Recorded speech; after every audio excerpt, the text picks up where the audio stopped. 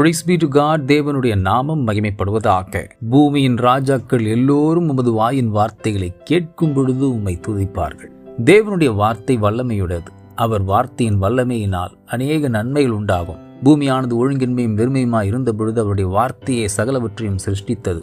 இத்தகைய வல்லமையும் அதிகாரத்தையுமே உயர் பொறுப்பில் இருப்போர் நாடுவர்.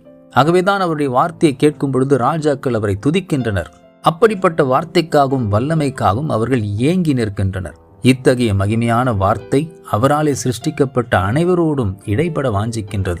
இன்றைக்கும் அவருடைய சமூகத்தில் கடந்து செல்லும் நாம் இத்தகைய வல்லமை மிக்க அவருடைய வார்த்தையை வாஞ்சித்து கடந்து செல்வோம். வார்த்தையினும் அந்த மன்னாவை புசித்து பலனடைவோம். எத்தகைய உயர் பர்வதங்கள் நமக்கு எதிராய் வந்தாலும் அதை சமபூமியாக்கி முன்னேறி கடந்து செல்லக்கூடிய சத்துவம் நாம் உள்வாங்கும் ஒவ்வொரு தேவனுடைய வார்த்தையிலும் உண்டு. தேவ சமூகத்தில் அவர் வார்த்தையை கேட்கும் அன்பர்களே, ராஜாக்களைப் போல நாமும் துதிப்போம், ராஜ்யங்களை சுதந்தரிப்போம். God bless you abundantly.